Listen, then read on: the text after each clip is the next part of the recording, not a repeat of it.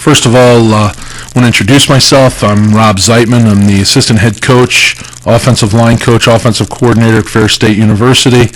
It's a privilege to be able to speak on behalf of our offense at Ferris State University, a GLIAC Division II school, NCAA Division II school located in Big Rapids, Michigan. I want to thank the Glazier Clinics for having us present in this forum. We're very appreciative of the opportunity. You can reach me at any time through my email address, or if you go online, you can see there's a phone number listed on our website as well. We'd love to have you on campus. We have a spring clinic on April 20th, Saturday. If you can't make it up then, perhaps there's another time you can make it up that we can accommodate you. We've got a lot of guys that filter through in the spring, and you're welcome to come. We'd love to have you.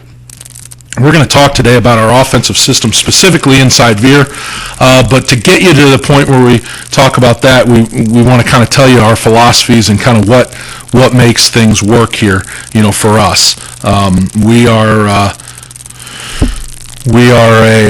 kind of a hybrid of offenses. We're a traditional Veer team. We are we believe in the concepts of Veer option. We believe that we're a flexbone team that has evolved, kind of like Georgia Tech and Navy are still. We were that at one point in time. So we've taken some of those principles. We've incorporated some spread passing concepts, very similar to what Oklahoma State, Washington State does in terms of formationing people to work matchups and those types of things, and work in the quick passing game. We incorporate a pistol set. We're not as deep as Nevada, but that's a nice reference point for their offense. So some of our formations will look similar to theirs. And then we're a no-huddle team, so we want to work fast. We want to work at the pace of Oregon, and see what we can do in terms of that. And really try and gas defenses. So that's kind of our philosophies, some of our accolades. This was our first year at Ferris State. We finished 6th in the NCAA in rushing offense at 306 yards per game. We led our conference, the Great Lakes Intercollegiate Athletic Conference. We were 15th in the NCAA in total offense, finished 3rd in the league. 3 out of every 5 times we reached a third down, we converted it. So we really felt like that set a good foundation for us. We set single-game rushing record for our school at 457 yards. We're within 4 yards of single-game school total yards record when we hit, I think it was 658 yards in our second game. We hit the single season rushing record for our school, and we broke that in, I think it was week 8.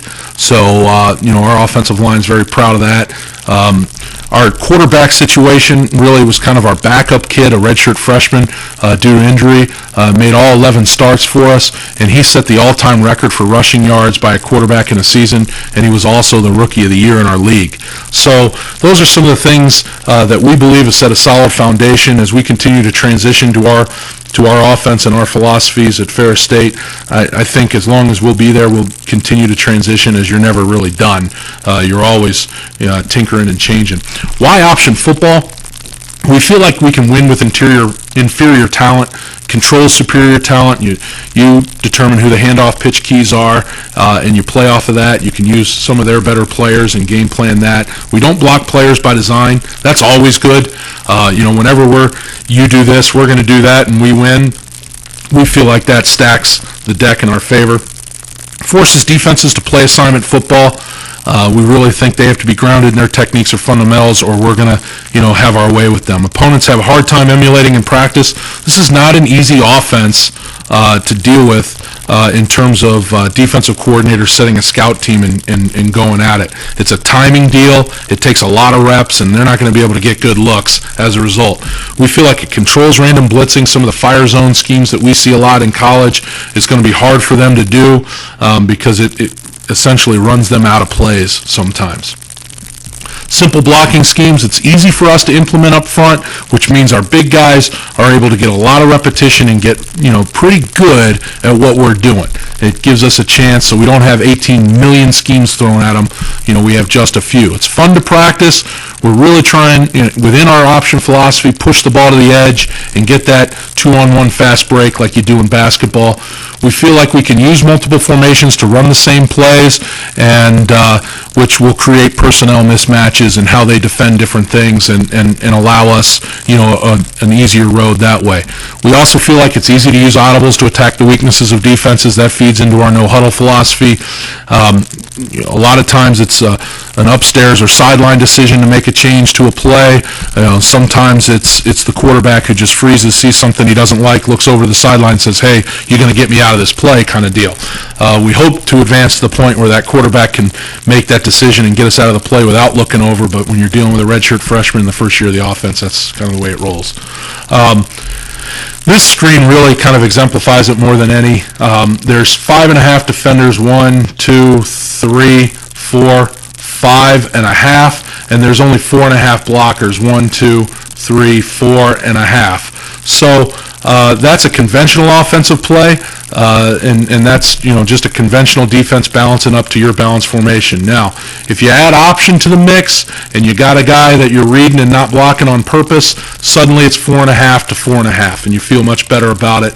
And then we really like it when we can run our triple play, and there's 2 guys at the point of attack we're not blocking, and that's 3.5 defenders to block with 4.5 blockers. That allows us a double team at the point of attack, really kind of work things in our favor. So that's why this screen, more than any other, really exemplifies why we're an option team. Why the Shogun? Why are we in a short pistol? That's the first question people ask.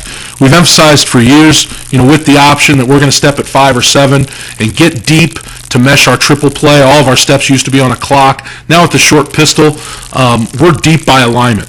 We're 2.5 yards from the center. We don't have to worry about stepping deep on the clock anymore. We reduce the box with our alignment of our slots.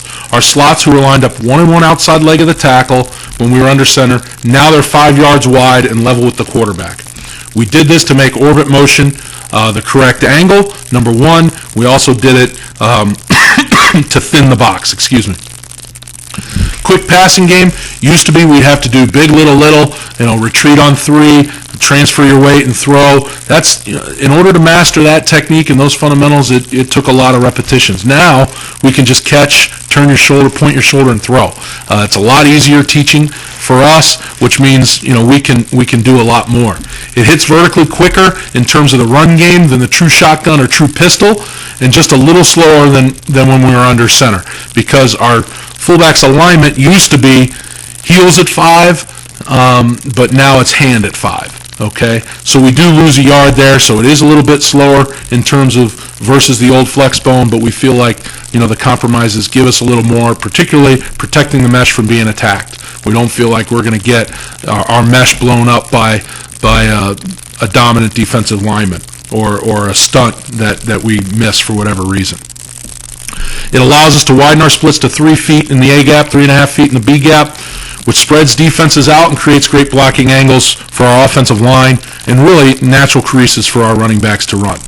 It forces the handoff key to be definitive. Because he's so wide, he's got to get down and tackle that running back or we're going to give it. Okay, that's the kind of decisive nature that we are. If you can't tackle that running back, we need to give the ball every single time. Okay, and you're the handoff key. As soon as he runs down, and can get, a proper form tackle on him and tackle him, then we're going to pull that ball. So it makes it easier for the quarterback because he's so far. He's really got to determine where he's headed. It gives the quarterback more time to read the handoff key, then transition his eyes to the pitch key because the pitch key is wider due to the alignment of our slots. So the pitch key's really got to determine, am I a run defender or a pass defender? If I'm a run defender, then I'm coming down hard, and making myself known, a lot quicker than if I'm in the traditional flex bone. A two-handed snap is the biggest implementation. Now we're going to talk about what we do to accommodate this new formation, this short pistol formation. We use a two-handed snap. Right-handed quarterback will put the laces at 3 o'clock so that the quarterback gets the laces. Two hands on the ball. We're just going to flip, rotate our wrists back with both hands. We'll get a nice rotational spin on it. It'll get there nice and soft. We had 2 mishandled snaps this past season. I don't know why it said 750 snaps. It was, I think it was a little over 900 snaps, really. Neither of those plays, by the way, resulted in negative plays. So, we feel like the fundamentals and techniques work for us, so that's kind of how we do it. We've tinkered with it a little. Each of our centers do it a little bit differently. We try not to overcoach the snap too much. The running back lines up with his hand 5 yards from the tip of the ball. That's an accommodation. We put him in a three-point stance to hit the hole fast so his pad level's low, doesn't show his numbers. It looks unconventional, particularly when you're comparing us to Nevada or the other pistol teams, because they're standing up like they're the eye back and our guys in a three-point stance. But we feel it's necessary to hit the hole the way we want to do it. It's not a zone play for inside Veer. It's a downhill running play. Slots are lined up on the same horizontal plane as the quarterback. That's another accommodation. Our motion is quick and at an angle where the defense can't recognize the goal of the motion. We call it undetectable motion. We want these guys motioning so you can't tell if it's an orbit motion, if you're motioning across the formation, if you're motioning short to insert, or if you're motioning to counter motion. Some defenses will rotate differently if you're coming across or if you're orbiting, so we don't want them to be able to do that. Quarterback's footwork is pivot style, so all you're doing is you're pivoting rather than moving deep on an imaginary clock. Makes it easier for our quarterback. Anything we can do in an option style attack to ease the burden on our quarterback, we want to do. Quarterback does have to be louder because we're no huddle and he's further away from the line of scrimmage. And ultimately, he's our communicator. Alignment, 3 feet center to guard, like we said. 3.5 feet guard to tackle, like we said. Our slots are 5 yards wide from the tackle. Typically, they're on the hash when we're in the middle of the field, and they're as deep as the quarterback. That helps us with the undetectable motion. It also helps us in terms of our passing game working bubble screens. Our quarterback's toes are 2.5 yards from the tip of the ball, and our running back's hand is 5 yards from the tip of the ball. Okay, so that handles our alignment and our splits. We're going to talk a little bit about inside Veer now. Our quarterback, he's going to pivot at 3 and 9. So all he's going to do is, if we're working it to the right, he's going to pivot off that right foot. He's going to point his hip and shoulder at the handoff key and stab the ball back, get the ball back as deep as he can while he's moving. Get your eyes on the handoff key, so you're going to tuck that chin into the shoulder. Ride step within the framework of your body, the framework being the shoulders. Some of our quarterbacks won't do that at all, which is fine also. And you're meshing with your hips, and then as you come off the mesh, you're going to press off the inside foot, get a little bit of depth. We call it bubbling off the mesh, and then you're going to attack the outside shoulder of the pitch key. That way the pitch key does not get in between the quarterback and the pitchback. Attack that pitch key, work downhill on the pitch key, and you're going to pitch the ball. You're going to chest that ball, and you're going to pitch it chest to chest, heart to heart, with thumbs up, thumbs down. So your thumb is up, then your thumb down pitch, traditional option pitch, and you're going to pitch and follow. We don't want this quarterback to take any unnecessary hits, so as soon as he pitches the ball, go ahead and follow the guy or follow the trajectory of the pitch. The running back fundamentals, 3-point stance. Your hand is at 5 yards in depth. You're going to track through the guard stance. You're going to soft fold over the ball or soft seal the ball and look to cut off the tackle's block. The tackle should be releasing to the backer, and you should be getting vertical off that tackle's block. Slot fundamentals, 5-yard split. You're level with the quarterback. You're in a 2-point stance with your inside foot back so your hips are open for motion. Go late, go fast is the term we always use for motion. Every kid may leave a little bit differently, but we need you at full speed in proper pitch position. You're going to run through the tracks of the running back. Make a ball call when you get to that optimal pitch position of 4x1, or when you pass the running back and the ball is live. And then when you catch that pitch, lose your face in the pitch, get that ball, secure it, and then it's go, go, go. That you're going to yell to our perimeter blockers to let them know to be aggressive and drive rather than position themselves and kind of wait for you. The value of this play, it's 3 plays in 1 to each side of the football. There's 3.5 defenders to 4.5 blockers.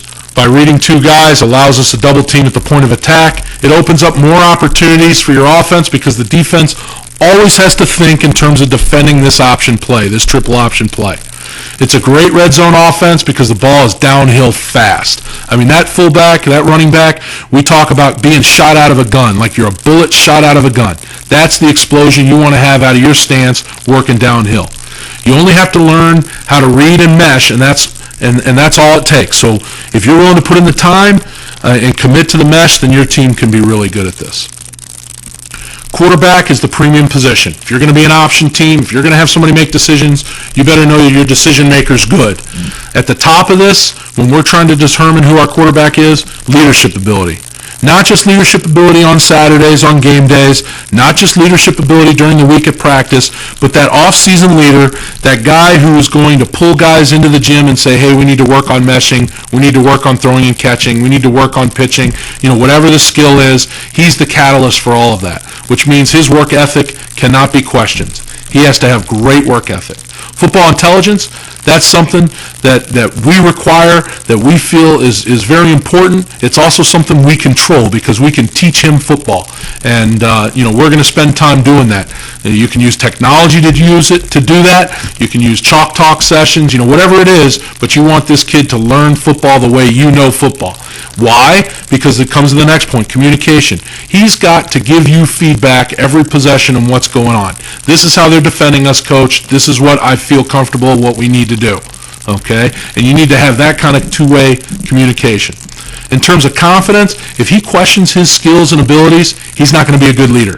We need a guy who's grounded in his fundamentals and techniques, who's confident in what he does, almost to the point of arrogance, so that he can lead our team. Speed, the faster the better. Some of that's God-given. Some of it is enhanced through weight room, flexibility, those types of things. But the faster the guy, the more explosive we can be offensively. Natural throwing motion, we really want that dual threat guy. So we want a guy who can throw the rock a little bit, toss it around a little bit, and really keep defenses from stacking the box on us. Mental preparation and physical preparation, so we feel like we have to address those, both of those areas. Gap designations of the defense we feel like is important for our quarterback. How to identify and communicate where defenders line up. Handoff keys, how they change either by defensive alignment or by our changes and designations. And then pitch keys, the same thing. How they change per defensive alignment or by what we do. Here's a typical page from the quarterback manual, just kind of showing them defenses are gap designated typically, and here are the different gaps so that we know when he's communicating to us, he can use our language. Same thing in terms of techniques and where guys line up and how they're shaded and whatnot. So you need to have this, whatever you do and your program needs to be communicated to your quarterback so that he can talk to you on the sidelines and you don't have to always go back and say, now who is this? Where did he line up? You can just say, hey, look, that 5 technique is doing this. Other pages from our manual, different defensive alignments so that he can become familiar with the split 4 as you see here, with the 4-3, the 4-1 box and its different alignments as you see here. Also, here's the 3-4 stuff or the 52, however you want to call it. Our slots really thin the box for us a little bit. And then also that 30 stack. So, that nickel defense, that odd nickel. So, we want him to be able to recognize and acknowledge the different fronts and be able to communicate that to us as we're communicating to him. So, or at least understand what we're talking about when we say it. From a physical preparation, stance should not change. Sometimes we'll widen his base a little bit for different plays, but the stance should be typical. He's a shortstop on a baseball team. He's nice and low, hands out in front of him, ready to take the ball. Snap and cadence, we need to work on that. It's got to be drilled all the time. We'll get to the cadence in a second, but it should be rhythmic and consistent. Footwork and consistent throughout the position. Every quarterback should have relatively the same cadence. Otherwise, there's going to be a timing issue. Footwork, we're pivot-based footwork now. He's got to understand the footwork, be able to get that second foot down and do the things he's got to do. Quarterback, running back mesh, is extremely important for us. You can't mesh enough. We need to have thousands of reps before we walk into camp in August. Mechanics of the pitch, chest to chest, heart to heart, and thumb down, follow the pitch, and then attacking that pitch key on that outside shoulder so he doesn't get in between us. So that's kind of where we are. Here's our cadence. We're just ready, red, set, hit. Our cadence is rhythmic. The ball is snapped on the S and set. Our center's moving on the S and set. Our quarterback's moving on the S and set. Everybody else is moving on hit. They say that those wing T guys, those linemen cheat. They get too far back. They say the option guys cheat because they're trying to snap the ball or move before the ball is snapped. We just snap it before we're done with our cadence. So that's how we accommodate that by staying within the rules. Quarterback's mechanics, stab that ball back, ride forward with the back's momentum. Use your hips to mesh with the back. Try to keep your ride step within the frame of your body. Don't get overextended, because then you can't get off the mesh and run. Do not ride past the front hip, or you're playing tug of war with the back, okay, when you're meshing with him. Disengage, sprint off the mesh with a slight bubble step. That's pushing off the inside foot and getting some depth with the outside foot off the mesh in your first step. Attack the outside shoulder of the pitch key. If the pitch key comes at you hard, then you want to be soft. Don't approach him. Just even move your feet in place. If he's soft, if he's not charging at you, the pitch key, then you go attack him. So whatever he does, you're not doing. Pitch, like we said before, thumbs down, thumbs up, chest to chest, heart to heart. Quarterback's pose, we want to be to the point where our shoulder and our hip is facing the handoff key. His right foot's a little further back. We like to, bring the hips up, bring that right foot up a little bit. Notice how his chin is tucked in to his shoulder, so his eyes are on that handoff key. That's pretty good. Stab that ball back deep, where you see this right hand in this case, or right arm in this case, is fully extended, trying to bring it forward, with the running back. Here we go. We're going to watch inside Veer to the right now. He's not going to get all the way turned. Watch his shoulder and his hip here, not get fully turned here, and it's going to cause us a little bit of angst here. Get that ball back. See? So, we need to do a little bit better of a job there. Now we're going to work it to the left. See that? See his right foot there? His right foot, if his right foot was right here, where that dot is, then we would be in perfect position here, okay? So that's something, when you're in your first year, you're not going to be perfect. He certainly got better as the year went on, but these are great teaching moments for, certainly for us and then for other guys. Running back, 3-point stance, heavy on the hand, flat back with a narrow base, hand at 5 yards, track through the guard stance, soft fold or soft seal on the ball, pad level down, look to cut off the offensive tackle's block. Here we'll see it. Now, this guy does a good job. He is a little high, but he does a good job of tracking at the guard and does really a great job of getting vertical off the tackle's block. He's a little high there.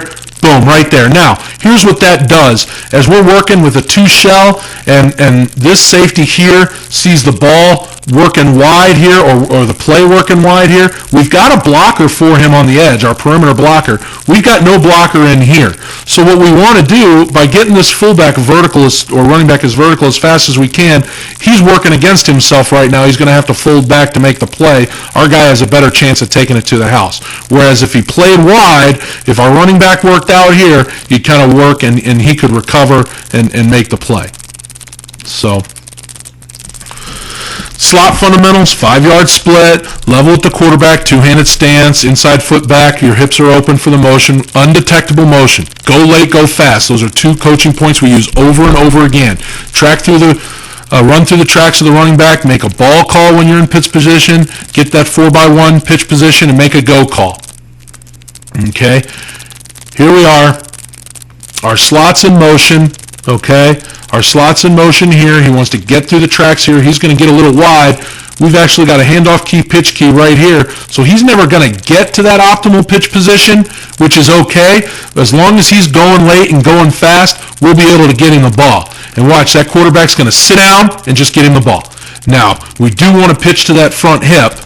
So as the quarterback pitches, we'd like the ball out here a little bit more. Excuse my head. We'd like the ball out here a little bit more so that our kid can run through it, but that's pretty good in terms of getting that accomplished.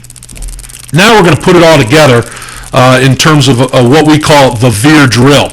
Okay, in this drill, we've got a coach here who has a ball, and he's the handoff key. He's either going to step down, which is going to cause the quarterback to pull the ball, or he's going to take a step up, which is going to cause the quarterback to give the ball. If he gives the ball, this coach has another ball that he's going to give him so that we can work all 3 phases of the option every time. Here's the slot who's going to be getting himself in pitch position. Our running back, our quarterback. We use arches here to keep our running back's pad level down and to stay low. And the other thing we do is all of our extra running backs are here holding the hand shields, so they do the same thing. They're going to give them a pop, so he's used to making contact and driving through contact through the hole. Right here is our pitch key. You may not have enough personnel to pull all of this off, but you do the best you can. This is the important part. We also have a second part of our drill because we have so much personnel in terms of guys trying to get reps. Rather than have everybody stand around, right now they're running, I think, like Navy toss or whatever. They don't do a very good job of it, but here you see the inside veer, the pitch, and now we want, we're telling these slots, accelerate when you get the ball, go score. Here's another rep of it, and in this one you'll see now the quarterbacks are running bubble screens with these guys at the bottom of the screen, but the top of the screen is the veer drill we're looking at, running back, quarterback, slot. Here's the hole we're running, right off guard. We've got the arch here, we've got the extra running backs here, and you've got the quarterback coach coaching here, and he's got the extra ball. So we'll watch the play executed, steps up, gives the extra ball, then you see him look over his shoulder to coach, the pitch phase of the option. Okay, so we're coaching every phase, we're working all this stuff. Then that quarterback, the running back, gives the ball back to the coach down here, or the manager down here, in this case our slots coach, and then he's working, quarterback working the bubble screen. So that's kind of our veer drill. Perimeter blocking wise, we run two major schemes, although we tweak it from there. Our man scheme, where number one has number one, and number two, and particularly an inside veer, has number two. We go high to low in terms of counting for number two. Our split end, the number one guy is the guy who makes the call in terms of a man scheme, because we don't really, this is our kind of fallback default scheme. We also work a switch scheme, which is right here, which is what we want to do. But if he can't make this block without getting a penalty because you're hitting this guy in the back, this safety in the back as he comes down, then he'll call man. But if we can get in here, then he'll call switch. We want to arc this guy. We want to get leverage and kind of pin him so we can run the alley outside of him. We can cut this guy, so we will. Oftentimes, you'll see in some of these clips we cannot cut him, so we got to play him like a high school kid would block him as well. Sit down when he acknowledges you and play defense in basketball. Punch, punch, punch. You'll hear go, go, go, then drive him. Keep your head on the upfield shoulder. We also run a corner scheme. If we feel like the corner's soft, we want to pitch off of him, we do that. And we also run, a scheme where we'll block the pitch key and leave the safety. So we run both of those schemes too, and we use, various names to identify that, and those are normally coach check, not player check. Here's our perimeter blocking drill, our teaching tool for blocking on the edge. It's a great way. We call it perimeter run, perimeter pass, because we'll throw some play action pass in there, because sometimes these defensive backs, well, not sometimes, all the time, these defensive backs will cheat, and then we'll beat them on the play action pass. But it's a good way to get some learning in. Here you see we're going to execute the switch scheme. The switch block, we're going to work our number one, our split end in on the safety. We're going to work our slot on the corner, and kind of switch it. So we're working inside veer to the left this time, and here you'll see it live. Now, you're going to see him working on the safety. See, that safety's already coming up nice and hard there. So as soon as he sees the safety, see he's breaking down right now. He's doing a good job in terms of he's got to stay on this top shoulder. This safety can do this and be a loser and lose. But what he can't do is play over the top of our block and make the play. So our guys got to keep that in mind. Now, if this guy comes screaming down and never sees us, then we're going to knock him out. Meanwhile, we're arcing for the corner. The corner's still getting depth, so we can just go get him. See, we sat down on him here. We did a nice job of kind of sitting down on him and being velcroing up on him, and then we'll do the same here. That will give our guy a chance. Here's the pitch key. We'll pitch off of him, and then kind of away we go. And there we have it. All right. So that's kind of that. Now we'll show the man scheme. We're not going to, in this particular clip, we're just running our toss, so we're not running inside veer. So you're not, normally in inside veer, we'd man him up and pitch off of him, but in this particular clip, we're not doing that. But you will see us get this man block in. See, now we're going to get nice leverage. He's got to get his hips around here. We want to really work those hips. He's starting to sit down here, which is nice. We've got the pursuit, But you see how we're leveraged here so that we can run this alley. See that safety's trying to cheat through that hole. Well, that's kind of his deal. He's got to figure that out on this particular play, and he does. He cuts it up inside, and we're good to go. The other thing I want to share with you here, sometimes we do it when we have a nub. Here's our tight end, nub tight end, and the reason it's going to be a nub, we're going to send this kid in motion here, and we're going to send, and that's going to cause, what we saw was this kind of rotation from their secondary.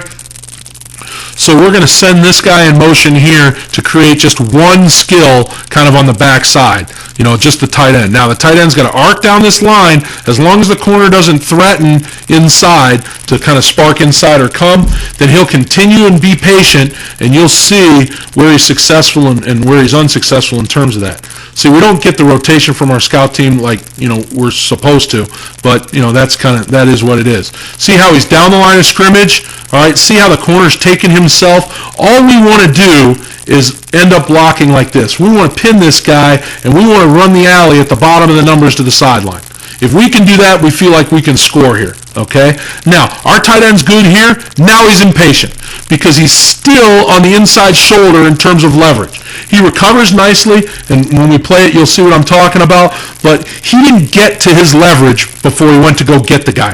It causes him to have to pin him, and not pin him, but block him out and kind of work him towards the sideline. It's hard because not enough space is created for us. Now, he does a good job of getting him out of the way, but not a good job in terms of the techniques and fundamentals. So that's kind of what we're looking for in terms of perimeter blocking. In terms of O-line play, what we're looking for is this: speed off the ball. We're not worried about size. Best drive blockers are our guards. Centers and tackles are quick and agile. Okay. Play side tackle's responsibility. He's going to release move to linebacker. Okay. He wants to get away from this defensive end. Don't touch him at all. If you can get away with it, and we're either going to rip or swim to get away from him. A lot of our guys prefer the rip. One thing that I saw Georgia Tech does when I saw one of their drills that we took was, they put a tennis ball down, and then, the kid's grabbing the tennis ball. It's just trying to make the surface area smaller, okay? And then you got to be quick off the ball. Our problem with the tennis ball deal is they were running around looking for that tennis ball, rather than worried about the block, so we kind of cut that out. But, it's a great drill. Watch this guy. He's going to escape level one. He's going to go block the coach, essentially. Notice how he doesn't get the surface area. He doesn't get off the surface area, or he gives too much surface area to that defender and doesn't get off that away from this guy enough. Another thing is we're just working our techniques here, so we just have the offensive line and the defensive front, and we're working kind of a half line here. We want this guy's right foot to be on this line, so he's too narrow here, okay? So that gives us an idea of the kind of splits that we're looking for. So he's a little narrow there, but we'll see his technique. See, he rips, but see how he didn't get down to the ground, and see all the surface area there? That's going to cause him to get bumped a little bit and knocked off his track. So that's kind of what we're looking to avoid with those release moves, but I think that gives you, a good concept in terms of what we're doing. We're going to drive block with our play side guard in terms of what he's doing. He's going to get a double team from the center, but he's looking to drive this guy, this defensive tackle. All right. Now, if he's shaded outside, we're going to drive him out. Eventually, we'll try and burn our ear hole on his outside hip, but we're not so worried about that. What we're worried about is him drive blocking this guy. Okay. Now, the center knows that I'm helping here. Now, what that means is our double team is going to be heavy guard, light center. The center's job is to get his hips to the guard. The guard's job is to drive. Once the center gets his hips, then he's going to press against the hip of the guard with his hip and begin to drive with the guard. But it's really light center, heavy guard. Here we go. Okay? Now, if the guy sparks, if the defensive tackle sparks to this B-gap outside really hard, then he'll never get there. The center will never get there and just continue for the backside backer. In terms of the double team and coming off the double team, not worried about it. If we can create a hole out here, if we can create a whole mess out here of this double team and force this backer to play over the top, in our mind, it's just like blocking him because of the pace of the play. So that's kind of our thinking. And here we'll see this double team where we're guard, center. See, he's a little bit wider there, which is nice. And we're going to double this guy. All right. See the guards. The guard's in a nice low stance. He's got good angles. The center's a little high, but remember, he's just working his hips, the hips of the guard. And there you go. Let's watch it again here, and let's think in terms of we're running inside veer right, okay? So essentially we got a quarterback and a running back here. This running back is running right here. So we want this play to break. We want these two guys to get in here and push this guy that way, all right? That's why we say light center, heavy guard. So here we go. Get a nice push. We're moving him off the ball and moving him in the direction we want. So that's good.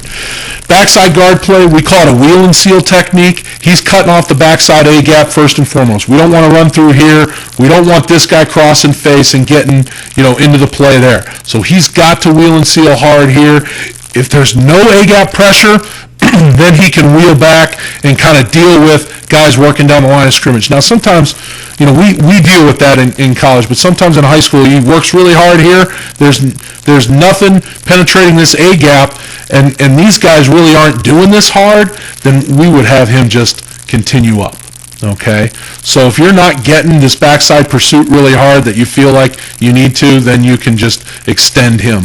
But that's the wheel and seal, the A-gap.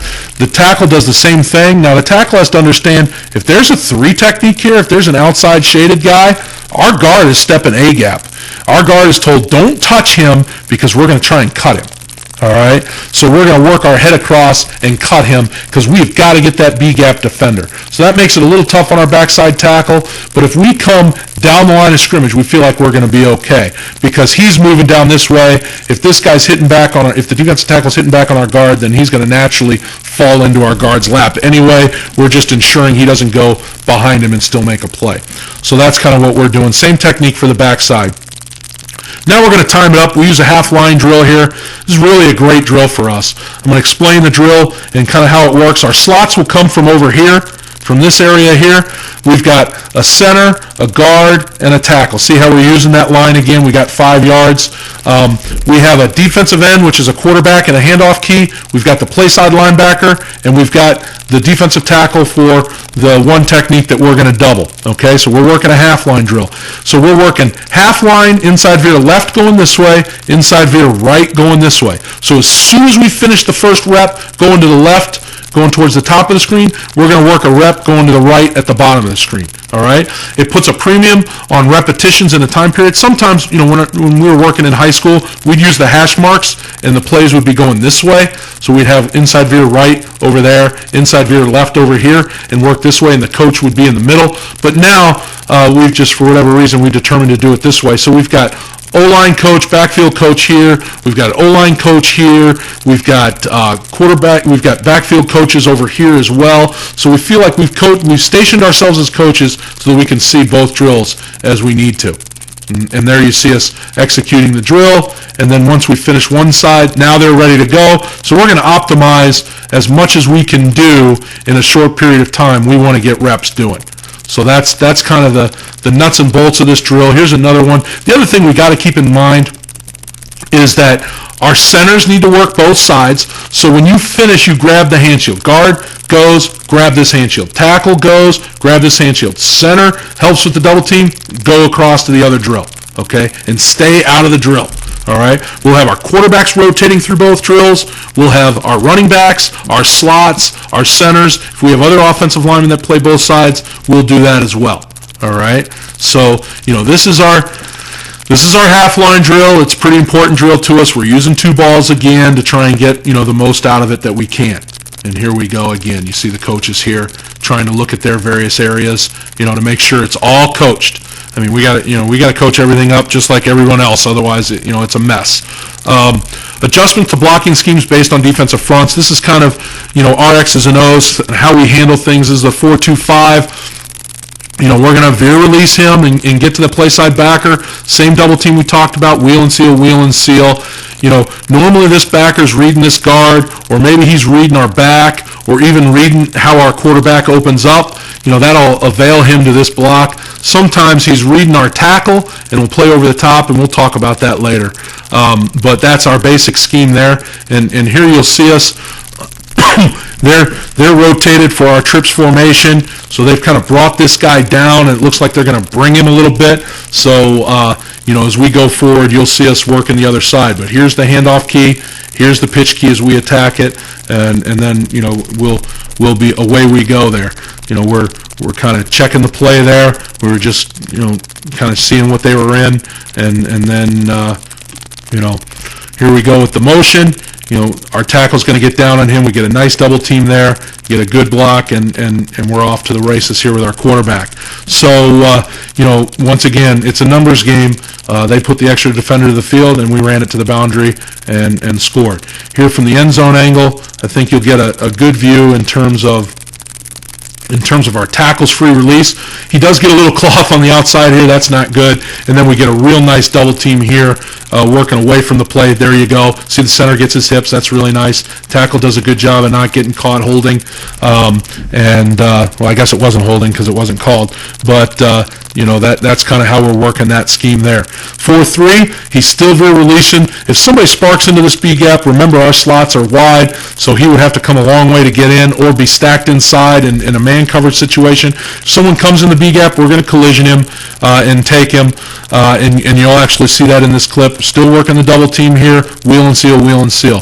This is a really good clip for us. We're going to counter motion here. We're actually going to turn this pitch key all the way around, and he's going to turn around. And it's hard to say that that's college football, but that was a college football player and a darn good one who did that. This is interesting in terms of the end zone angle because the mic is shifted over a little bit because he's going to play a game. He wants to hide himself. He's actually going to come A gap here, and this defensive tackle here is going to work wide in the B gap. Remember we talked about you collision in the B gap, then you take him. Our center, you're going to see him come off. Look for the double team. He's going to come off nice and get the backer. This defensive tackle is going to come so far into the B gap, he's going to run into our offensive tackle, and it's going to be a double team the other way. And I think the more comfortable your offensive line gets in dealing with that, it's not a big deal for them to be able to handle that kind of situation. Whereas if you weren't grounded in your fundamentals, you might have an issue there. All right. Against that 3-4 look, we're going to do the same thing. We're going to double the nose now. We're going to veer release this tackle and just try and work it that way. And here you'll see counter motion. We're actually compressed with the formation. I think the end zone angle will be a better angle for us to kind of look at our blocking scheme here. But and then we're pushing the ball to the edge. We really like to push the ball to the edge. Here you see our offensive tackle is going to veer release in. We're going to double at the point of attack. He's going to arc. He's going to arc. So really what we're trying to do is see what we can get in terms of that kind of stuff. They don't really rotate off the snap, so it's not a great play for us as what we anticipated, but we still get a nice positive play in terms of that. So that's against that 3-4 or 52 look. Now one alteration we can make is we can bring him directly for the inside number of the linebacker. He can short arc for the outside number. The tackle would short arc for the outside number. The center's going to single the nose and work the play side hip. You're going to get help from the backside guard, and we'll wheel and seal here. Now, this is kind of a change. Why we would do this, if he's crashing so hard we can't get down in there, or if the linebacker's playing over the top so hard we can't get there, then we would employ this. Here you see, I don't think we block this very well, but I think it's worth taking a look at in terms of, what we're doing. I think it's really the best end zone angle we have in terms of this alteration. Now, Carlin, he's a really good offensive tackle for us. He was a junior college All-American last year, and then this year played for us. As he sharks and sits in, he really needs to sit down and wait for that number 7 on his jersey to get to him so we can pin that dude and doesn't have a chance. This guy's going to attack the 4 and does a good job, and he gets wider than him. He should just continue on, but he doesn't. And then we're going to get play side hip, and we're going to get some help there. But watch Carlin as we do this, and I'll try and stop it at the right point to see how he really is kind of over anxious here. If he just kind of settles in, then I think we'd be good. See, right there, if Carlin would just kind of settle in and attack this shoulder of this guy, then we would get a clear angle and clear sailing to the end zone.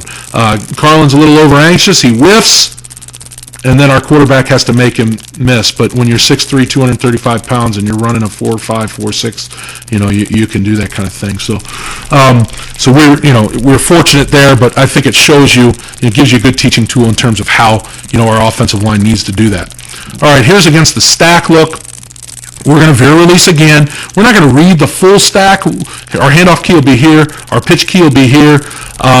We're going to block. Essentially, if this guy shows in the B gap, we collision him with the tackle. If he doesn't show, our slot's going to go get him and then work to the free safety if the slot doesn't find the backer. Okay, so that's kind of our blocking scheme there. We're still wheeling and sealing on the backside. We're doubling the nose up to the mic. Okay.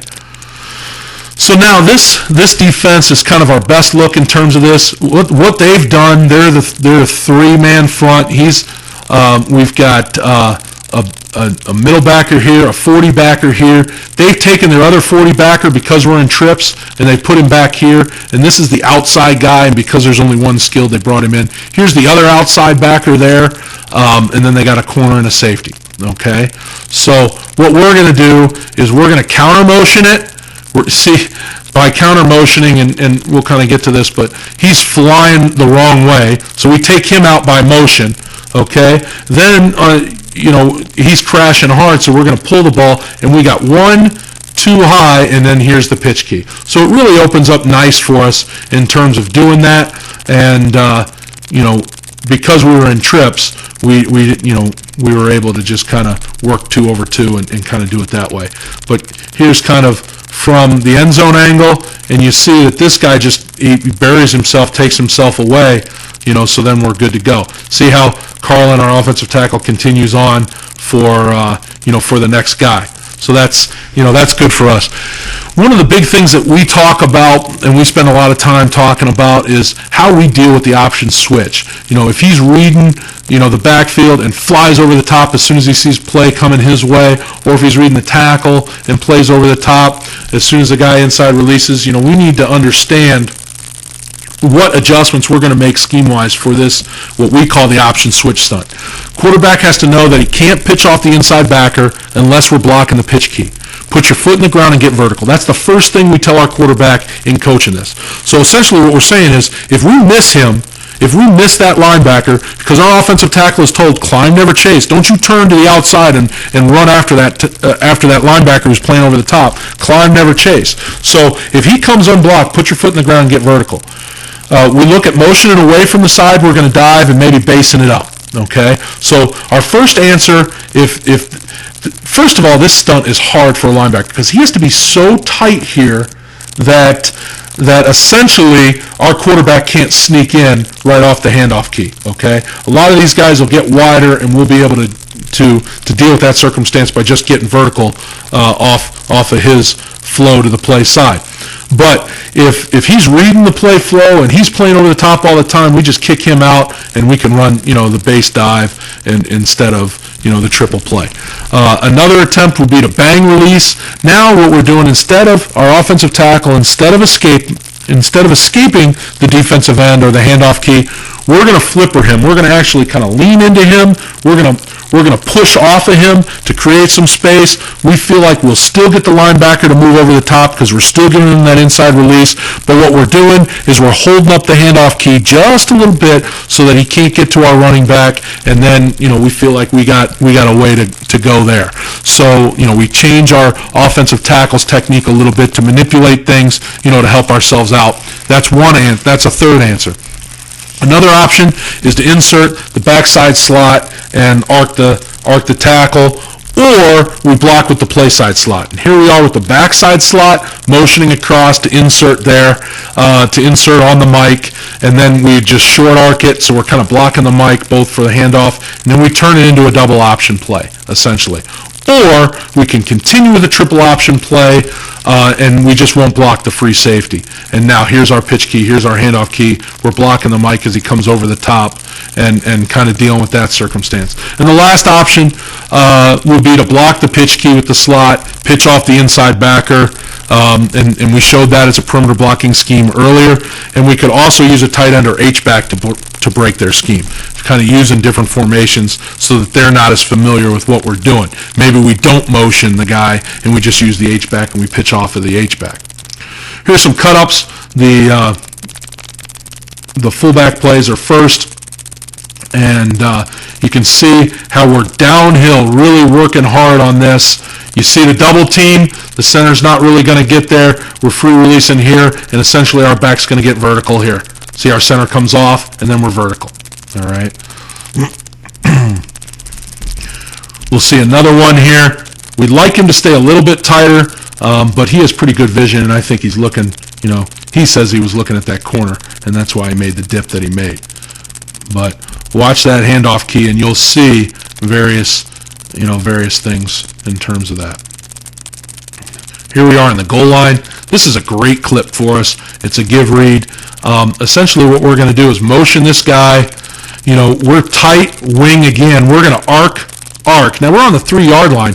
He's going to hit back on our tight end. So what's his technique say? Unless he's sparking inside, which he's not, he's hitting back, he's going to widen a little bit. It's going to give us the ball. So, we're going to essentially down block with our tackle, and we'll get that double team, and we're in business. So, that's a touchdown for us.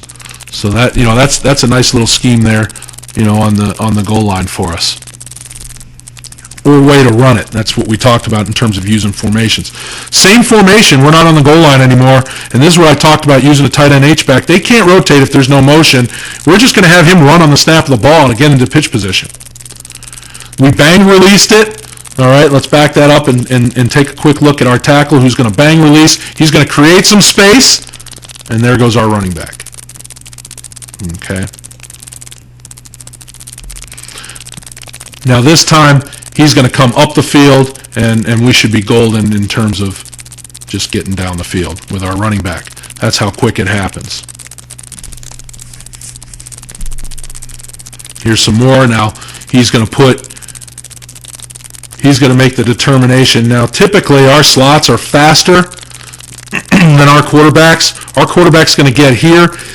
And if he determines that this guy really has a beat on him, we would pitch, because you can look, we've got this nice seal here, and we're still approaching this guy who's got his head inside. So we've got a real chance to get a touchdown here.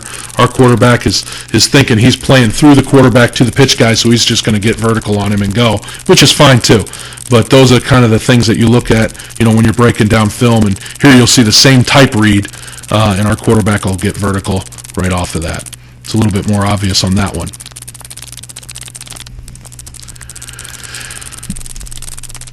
Here we see the play that we showed earlier in terms of using trips and counter motion.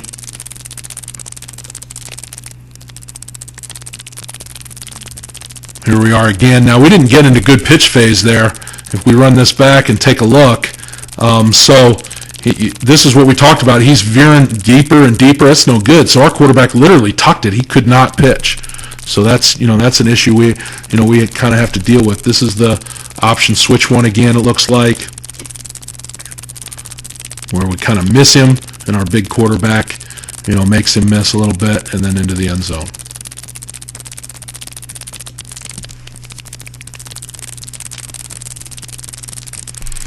Here we'll work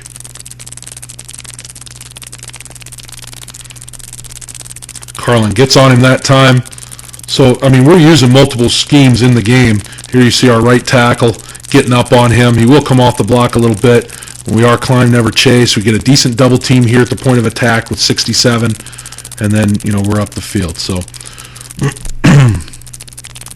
our personnel wasn't such where we were very explosive. We're, obviously trying to recruit those guys, but, it's still unbelievably productive. So our explosiveness has to get better, but you can see our productivity is pretty good in terms of, this play and this offense. Here you see this against that 4-2-5, and the guy spun down a little bit, and we're going to work the numbers game. He's coming hard to the pitch, which is what apparently he was taught to do. So, you see all kinds of ways people decide to defend you. You just need to, be adaptable in terms of that. This is the other clip we saw earlier. And once you determine what they're going to do, you can really kind of play off your strengths and your preparations in terms of getting that done.